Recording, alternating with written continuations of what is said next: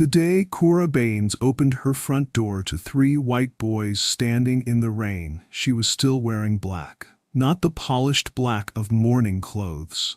The faded, washed-out black of a woman who had been grieving so long the color had started to forget what it was doing there. She was 51 years old. Her husband, Edmund, had been dead for 14 months. The casserole dishes the church ladies brought in the first 2 weeks had long since been returned. The calls had stopped. The visits had stopped. Clover Ridge, Mississippi, did not linger on other people's pain. It had enough of its own. The boys on her porch were 7, 9, and 12 years old. They had one garbage bag between them. The social worker behind them was already looking at her watch. Nobody in this town had wanted these children. Nobody except the one woman the town had spent 30 years making sure felt like she didn't quite belong in it. She looked at those three faces. She stepped aside. She let them in. Cora Baines was born Cora Delphine Washington in the back bedroom of her grandmother's house on Pullman Street in Clover Ridge, Mississippi, in 1952. The house had 4 rooms and a porch that leaned slightly to the left, like a man tired from standing too long. Her grandmother, Nettie, had built it with her first husband before the war and had never once spoken about leaving it. "You do not leave the thing you built with your hands," Nettie used to say. "Even when the thing gets old. Even when it costs you more than it gives." Cora grew up understanding that staying was its own kind of strength. Clover Ridge sat 40 miles southeast of Jackson, the kind of town that appeared on Mississippi maps as a dot so small you could cover it with your thumbnail. One Baptist church for the black families on the south side of Garland Road. One Methodist church for the white families on the north side. One grocery store that served both, though never quite equally. The water fountains had been integrated for 20 years by the time Cora was a teenager. But integration on paper and integration in the bones of a town are two entirely different things. Clover Ridge knew the law. It did not always know what to do with it. Cora was quiet in the way that people mistake for weakness until they need something. She finished school at the top of her class, a fact the guidance counselor acknowledged with a nod, and then immediately redirected toward vocational options. She did not argue. She went to the community college in Hattiesburg on a partial scholarship she had applied for herself, studied bookkeeping and business administration, and came home 2 years later because Nettie's health was turning and somebody had to turn with it. She took a job at the county records office. 12 years she sat behind that desk, filing deeds and tax documents and death certificates for families whose names she had known her whole life. She was precise, and she was fast, and she was never once promoted. The women promoted ahead of her had all been white, and most of them had been less qualified. Cora noted this the way you note weather, as a condition of the world you live in, not as something you waste energy arguing with the sky about. She met Edmund Baines at a church fish fry in the summer of 1981. He was from Yazoo City originally, a soft-spoken man who repaired small engines for a living and laughed at his own jokes before he finished telling them. He was not impressive in any way the town recognized. He did not own land. He did not have a title. What he had was a steadiness that Cora had been looking for without knowing she was looking. He listened when she spoke. Not the polite half-listening of a man waiting for his turn, the real kind. The kind that made you feel like your words landed somewhere and stayed. They married in 1983. They moved into the house on Pullman Street after Nettie passed, because Cora was not going to leave the thing built with hands she had loved. Edmund did not argue. He painted the porch and fixed the lean and planted tomatoes along the back fence and called it home the same day he moved in, which was one of the many reasons Cora loved him in a way she never found adequate words for. They tried for children. For 11 years they tried. Through hope, and then through medicine, and then through a grief quieter than either of them knew how to speak about out loud. By the time they stopped trying, they had built a life so layered with other forms of love. The garden, the neighbors' children who wandered into their yard, the Sunday dinners that somehow always had 2 extra plates. That the absence had been absorbed into everything around it, rather than sitting alone in the center of the room. Cora left the county records office in 1999 and opened a small bookkeeping practice out of the front room of the house on Pullman Street. 4 clients the first year, 11 by the third. Word spread the way it does in small towns when someone does something well and charges fairly. Slowly at first, then all at once. By 2005, she had 23 clients, a reputation for finding errors that save people money, spray of DB, and a file cabinet that had outgrown the front room and migrated into the hallway. Edmund was 61 years old when the doctor used the word that changed the temperature of every room they sat in after that. Pancreatic. They had 14 months from the diagnosis.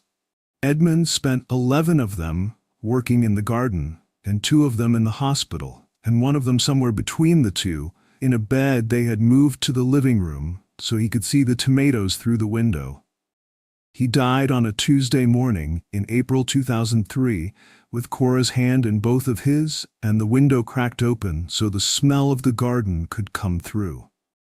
She buried him in the cemetery behind the Baptist church on the south side of Garland Road. She wore black. She came home to a house that had always held 2 people and now held 1, and all the space that comes with subtraction.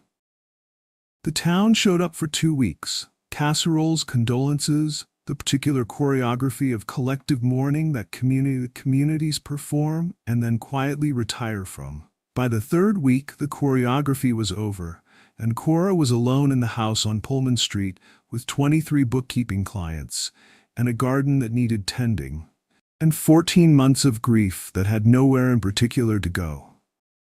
She kept tending the garden. She kept the clients. She kept the file cabinet in the hallway and the creek in the porch steps and the tomatoes along the back fence that Edmund had planted, and she had continued planting every spring since, because you do not leave the thing built with hands you loved. She was not unhappy. She was not happy either. She was a woman living inside the shape of a life that had been built for 2 and learning, slowly, painfully, practically, what it meant to fill that shape alone. She had been doing that for 14 months when the social worker's car pulled up in front of the house on Pullman Street in the rain. And everything that came after began with a door. Their names were Danny, Robert, and Price Webb, 7, 9, and 12 years old respectively. The social worker's name was Linda Gaines, a thin woman from the county office in Hattiesburg who wore her exhaustion the way some people wear cologne. You noticed it before anything else. She stood on Cora's porch with a folder in one hand and a car key in the other, which told Cora everything about how long Linda intended to stay. The boy's parents had died 8 months earlier. A truck had crossed the center line on Highway 49 on a Wednesday evening in October, and that had been the end of Gary and Ruth Webb, 34 and 31 years old, on their way back from a grocery run with 2 gallons of milk in the back seat that nobody ever picked up. No grandparents living, no aunts or uncles who had come forward. The state had been looking for a placement for 8 months and had found 3 families willing to take 1 boy each, and 0 families willing to take all 3. Linda said this the way people say things they have said too many times, efficiently, without inflection, the words worn smooth from use. Cora looked past her at the boys on the porch steps. Danny, the youngest, was sitting on the garbage bag. Robert stood with his arms crossed over his chest, his jaw set in the particular way of a 9-year-old trying to look like he didn't need anything from anybody. Price stood slightly apart from both of them, not looking at Cora, not looking at Linda, looking at the garden along the side of the house with an expression she couldn't read. She invited them in. Linda stayed 20 minutes, left a phone number and a folder of paperwork, and was back in her car before the boys had finished looking around the living room. Cora stood in her own hallway and listened to the engine fade down Pullman Street, and understood that she had just become, without any particular plan, responsible for 3 children. She made grits and eggs because it was 6 in the evening and that was what she had. She set the table for 4, which was 1 more than she had ever set it for alone, and 1 less than some part of her had always quietly imagined. Danny ate everything on his plate and half of what was on Robert's before Robert noticed.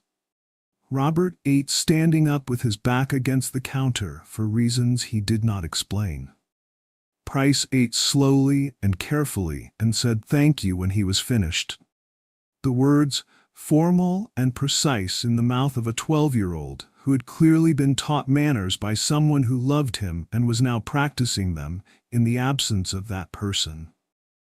None of them cried that first night.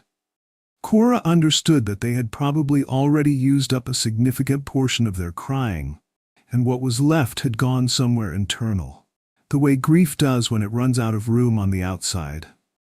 She made up the 2 spare bedrooms, Danny and Robert in one, Price in the other. She put extra blankets at the foot of each bed, because the April nights still carried a cold edge in Mississippi, and because she did not yet know what these boys needed, but she knew she could start with warm. Clover Ridge noticed within 48 hours.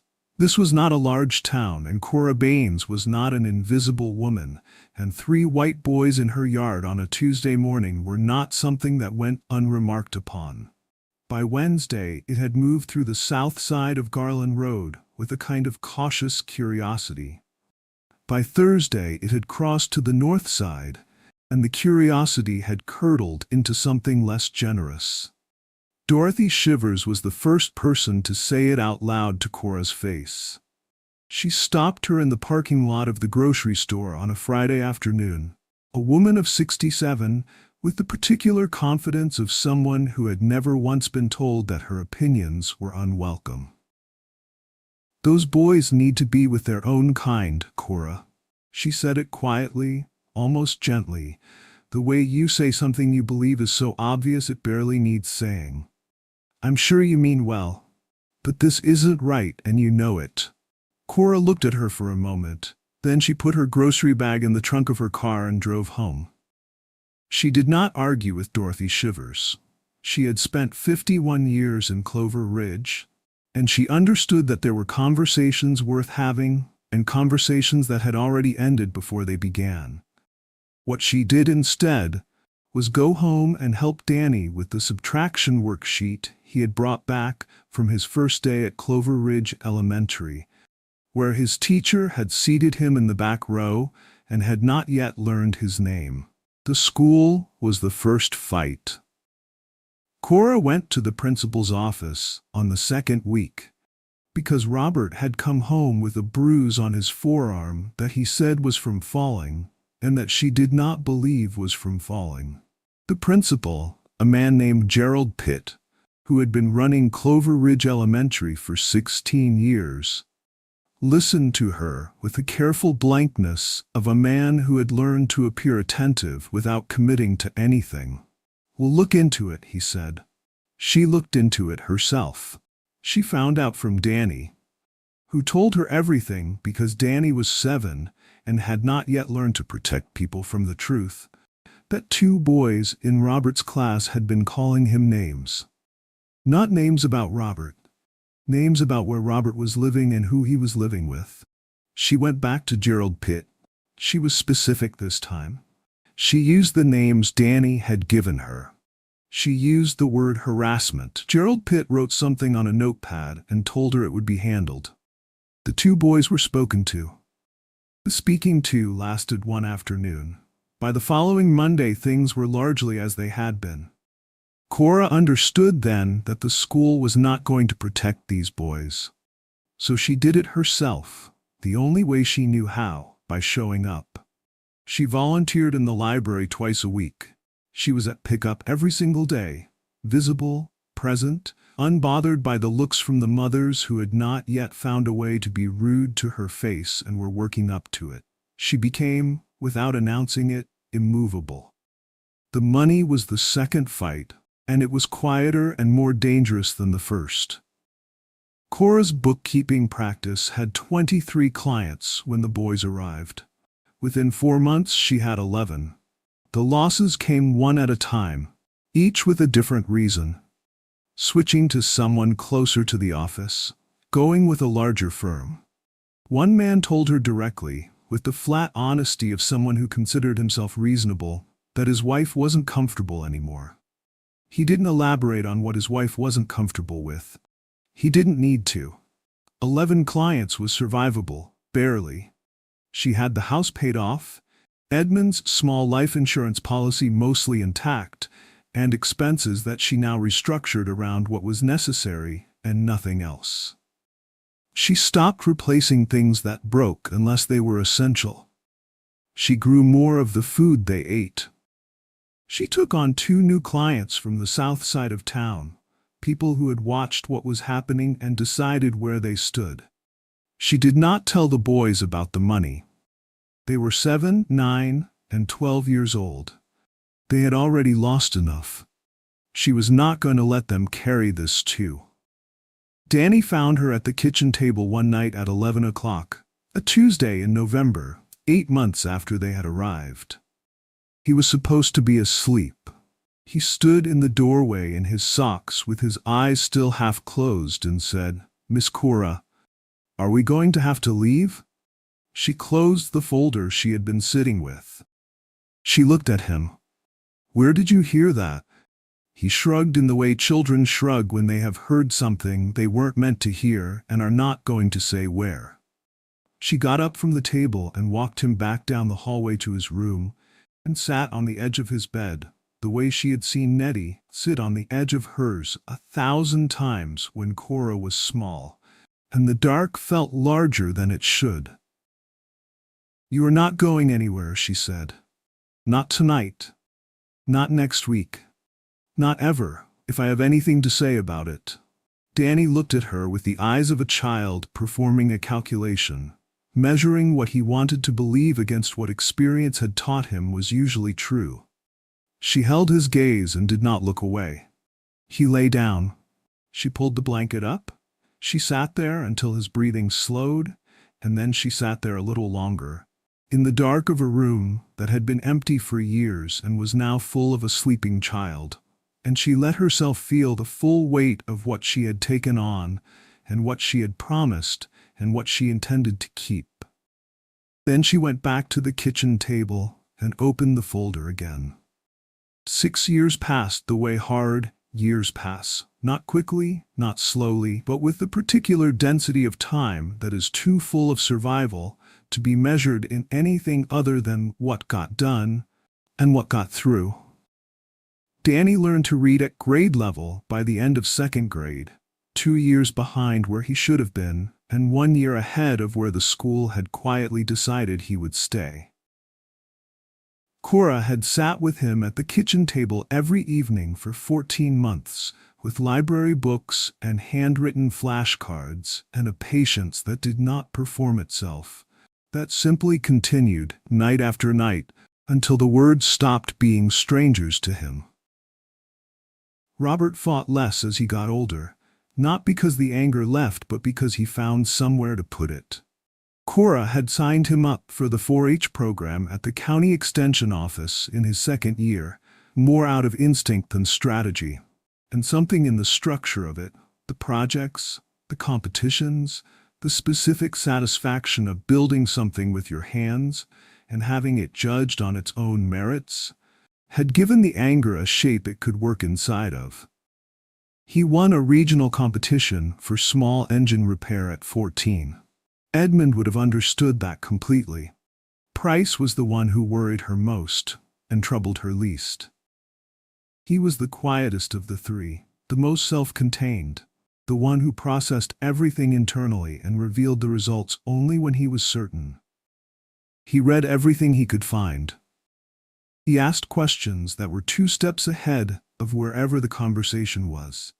He had his mother's eyes, or so Cora imagined, because she had never seen a photograph of Ruth Webb, and had constructed her entirely from the features she saw distributed across 3 boys who clearly came from someone worth knowing.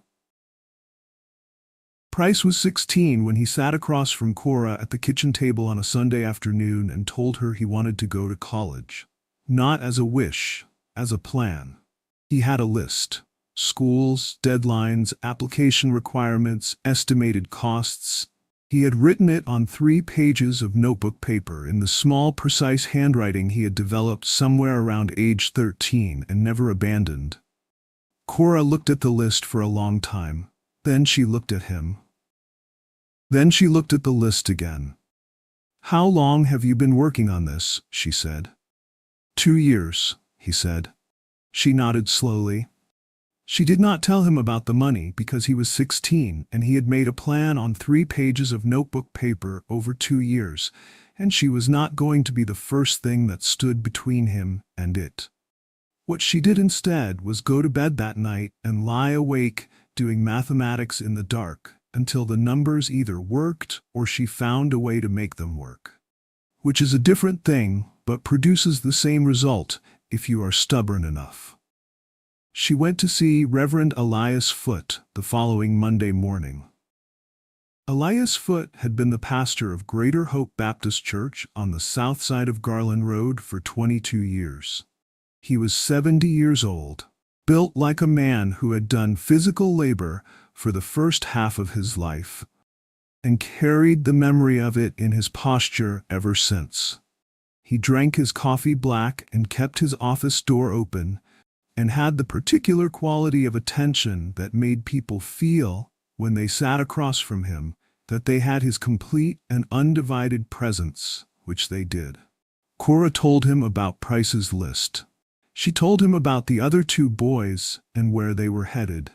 She told him about the 11 clients and the years of restructuring and the folder she kept coming back to at the kitchen table at 11 o'clock at night. She told him all of it with the directness of a woman who did not have time for the version of the conversation that circled the point. Elias listened. He drank his coffee. He did not interrupt. When she was finished, he was quiet for a moment. Then he said, "How much do you need?" She told him. He nodded. "Give me 3 weeks." She did not ask what he was going to do because she trusted him and because she had learned over 50 years in this town that some things work better when you don't examine the mechanism while it's running. What Elias Foote did in those 3 weeks was make phone calls. He called every black business owner in Clover Ridge and the 2 towns adjacent to it. He called former congregation members who had left for Jackson or Hattiesburg or further and made something of themselves, and still picked up when he called, because that is the particular hold a good pastor has on the people he has shepherded. He called a woman in Jackson named Adeline Cross, who ran a small foundation that offered emergency educational grants to families in underserved communities, and who had been 2 years behind Cora at the same high school, and remembered her. He did not frame it as charity. He framed it as investment, which it was, because Elias Foote understood that people give differently when they understand what they are giving to. 3 weeks later, he came to the house on Pullman Street on a Wednesday evening and sat at the kitchen table where Cora had sat alone with her folders so many nights, and he placed an envelope in front of her. Inside was enough to cover Price's first 2 years at Mississippi State, where he had been accepted into the engineering program.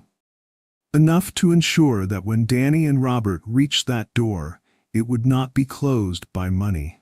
Cora held the envelope with both hands and did not speak for a long time. She had spent 6 years being the person who showed up. She had forgotten, somewhere in the middle of all that showing up tends to build something even when you cannot see it being built. a ledger that exists in people's memories, a debt the community owes that it doesn't always know how to repay until someone tells it how. Elias Foote had told it how. Price left for Starkville in August. Cora drove him herself, 4 hours each way. His boxes in the trunk of the same car she had driven to Gerald Pitt's office 6 years earlier. They didn't talk much on the way up. Price sat with a book open in his lap that he wasn't reading, watching Mississippi move past the window with the expression of someone memorizing something before it changes. When they pulled into the campus, he looked at it for a moment without getting out of the car. Then he said, "I'm coming back, Miss Cora." She said, "I know you are." He said, "I mean it like a promise." She looked at him. This boy who had stood on her porch at 12 years old with one garbage bag and eyes that didn't know yet what they were looking at, who had made a plan on 3 pages of notebook paper and held on to it for 2 years without telling anyone, who had sat at her kitchen table and eaten her food and learned, slowly, cautiously, the way children learn who have been hurt, that some places are safe to grow in. "I know exactly how you mean it," she said. He got out of the car. She helped him with the boxes. She hugged him in the parking lot of his dormitory for longer than either of them expected, and then she got back in the car and drove 4 hours home to a house that was 2 people quieter than it had been that morning. Robert and Danny were in the kitchen when she got back. Robert had made dinner, badly, with the particular confidence of a teenager who has decided that effort substitutes for technique. Danny had set the table. They ate together. The food was not good. Nobody said so. The following years delivered the thing that years of that quality tend to deliver when the foundation underneath them is solid. Not drama, not sudden reversal, but the slow accumulation of results. Price graduated from Mississippi State with a degree in civil engineering and went directly into a graduate program at Vanderbilt on a merit scholarship.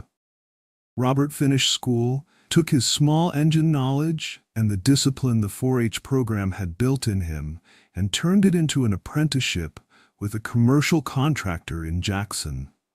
Then a license. Then a small business of his own. Danny, the 7-year-old who had sat on the garbage bag on the porch steps, the one who had stood in the doorway at 11 o'clock at night asking if they were going to have to leave. Danny finished school, put himself through 2 years of community college, working weekends at a lumber yard, transferred to the University of Southern Mississippi, and graduated with a degree in social work. None of this happened without cost. None of it happened without setback. Price failed an examination at Vanderbilt and spent 3 weeks in a darkness that Cora talked him through from 400 miles away, one phone call at a time. Robert's first business venture collapsed after 18 months, and he had to start again from nothing at 24, which is a particular kind of humiliation that either breaks people or clarifies them. Danny had his own year of difficulty, quiet and private, that he carried mostly alone until he found the language for it and brought it to Cora, who sat with him in the same kitchen, at the same table, and listened the way she had always listened, without interruption, without advice until he asked for it, without ever making him feel that what he carried was too heavy for the room. She was, in all the ways that mattered, their mother. Not on paper. The adoption had stalled in the court system for 2 years and then been quietly derailed by a challenge she had never fully understood and had eventually accepted as one of the costs of living in Clover Ridge, Mississippi, in the early 2000s with 3 white boys and a town that had opinions about the arrangement. But in the kitchen, in the car, on the phone at midnight, in every place where motherhood actually happens, rather than being declared, she was it. And Clover Ridge watched. The town always watched. Some of it watched with the slow, grudging respect of people who had expected failure and were being proven wrong by increments too small to argue with. Some of it watched with something that never changed, that had decided what it thought and was not interested in evidence. Cora did not perform for either audience. She tended her garden. She kept her clients, 18 now, back up from 11, because competence has a way of outlasting gossip in a town small enough that everyone eventually needs a good bookkeeper. She sat in the third pew at Greater Hope Baptist every Sunday.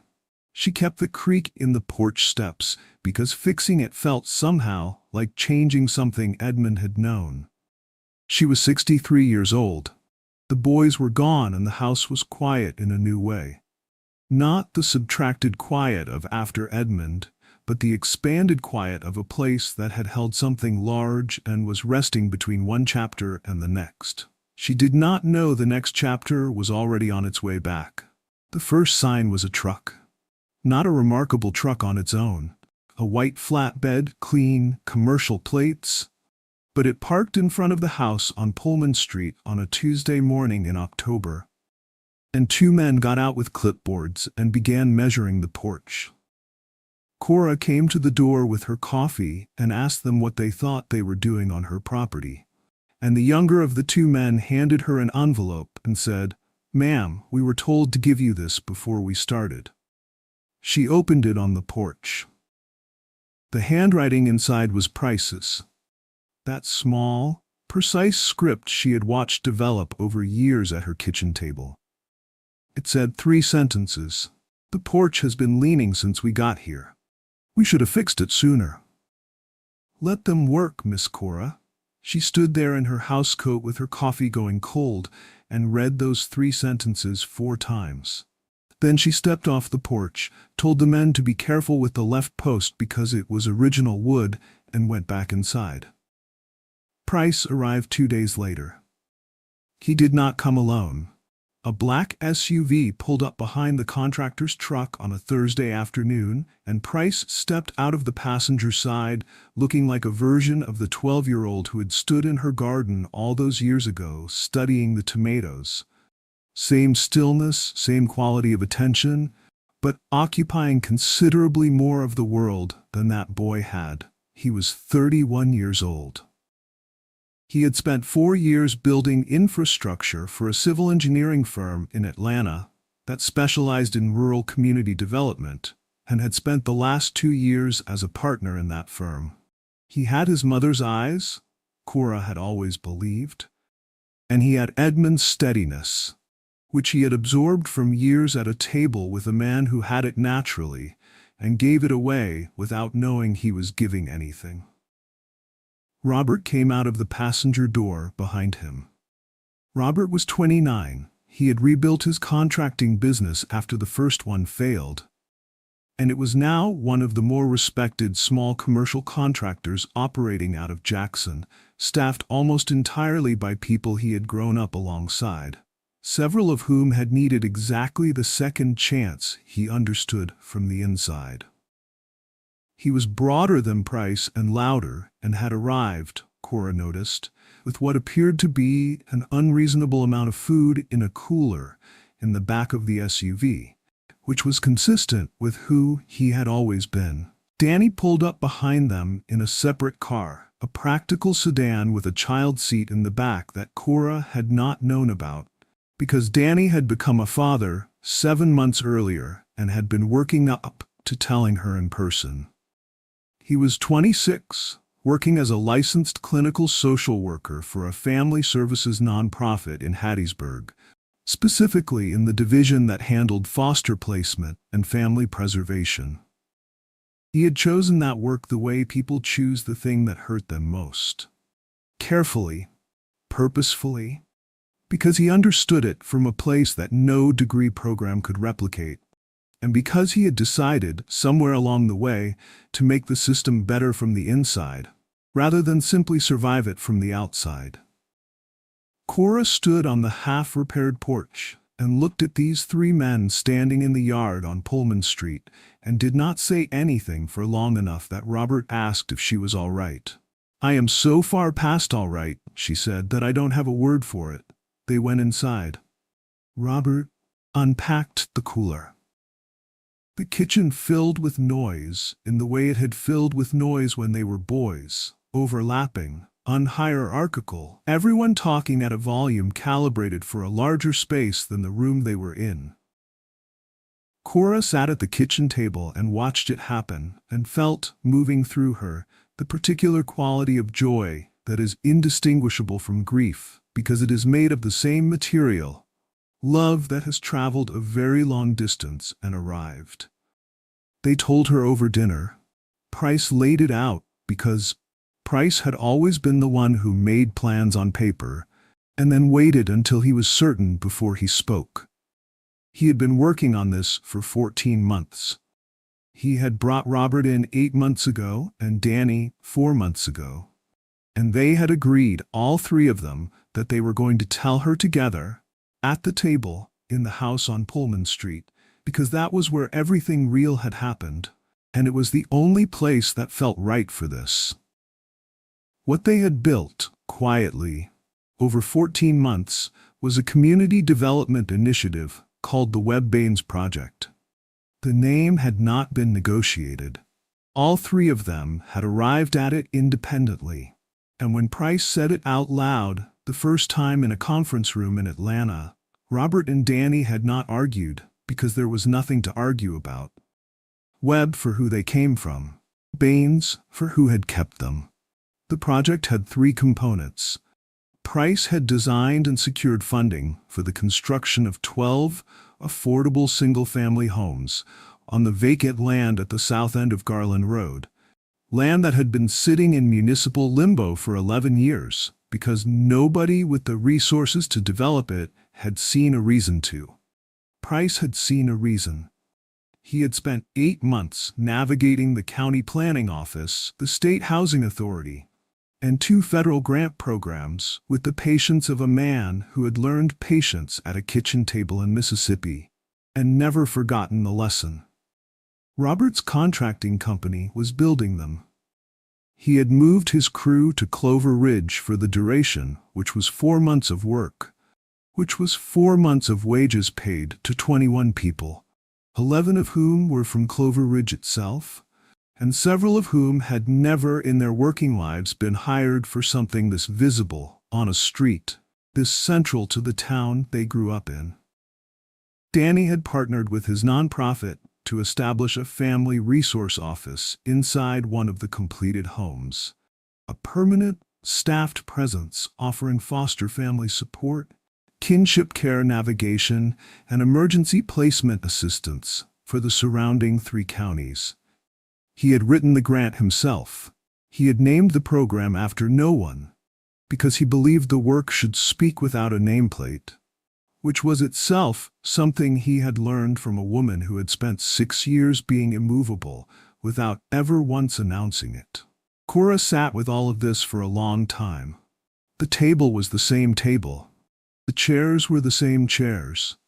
Outside the window the garden was still there. The tomatoes along the back fence, planted every spring since Edmund put them there and never once skipped. Not in the years of grief, not in the years of barely enough, not in any of the years that had tested what she was made of, and found her, every time, still standing in the garden at first light with dirt on her hands. She looked at Price. She looked at Robert. She looked at Danny, who had been 7 years old and sitting on a garbage bag on her porch steps, and who was now a father and a social worker, and a man who had chosen, with full understanding of the choice, to spend his life catching children before they hit the ground. "There's something I need to say," she said. They waited. "Your daddy used to say that you don't leave the thing you built with your hands." She paused. "I used to think he meant the house." She looked at her hands on the table. "I think he meant something else." Nobody spoke. The kitchen held the silence the way it had always held things, without comment, without judgment, with the simple steadiness of a room that had seen enough to know that some moments do not need improvement. The groundbreaking was held on a Saturday morning in March. Reverend Elias Foote, 86 years old now, and moving with the careful deliberateness of a man who had decided he was going to be present for this regardless of what his knees had to say about it, gave a blessing that lasted 4 minutes and contained, by Cora's count, 2 scripture references and 1 joke about the county planning office that got a laugh from people who had spent time in the county planning office.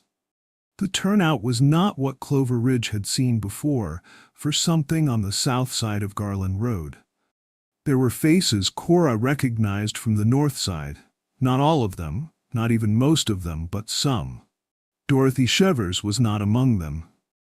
Dorothy Shevers had been in a memory care facility in Hattiesburg for 2 years and did not know what day it was, which Cora thought about briefly and then thought about something else, because she had not spent 30 years practicing the discipline of not wasting herself on what couldn't be changed in order to abandon it now. There were cameras. A reporter from the Jackson Clarion-Ledger had driven down the previous week and written a piece that had been picked up by 2 larger outlets and had resulted, by the morning of the groundbreaking, in a level of attention that made Cora deeply uncomfortable, and that she managed by standing slightly to the left of wherever the cameras were pointed. Price spoke. Robert spoke. Danny spoke, and had to stop once and collect himself and then continued, which everyone present understood and no one remarked upon. When they asked Cora to say something, she stood at the front of that crowd, on the south end of Garland Road, on land that was about to become homes for families who needed them, with her 3 boys beside her, and Elias Foote sitting in a lawn chair behind her, because his knees had finally registered their complaint. And she looked out at the faces of the town she had lived in for 63 years, and she said the only thing she knew how to say that was true enough for the moment. "I opened a door," she said. "They walked through it. Everything else was them." She stepped back. Price put his arm around her shoulders. Robert put his arm around Price. Danny, standing on her other side, took her hand the way a 7-year-old takes the hand of someone they have decided to trust. Completely, without reservation, without calculating what it costs. The first shovel went into the ground. The porch on Pullman Street, newly repaired, no longer leaned.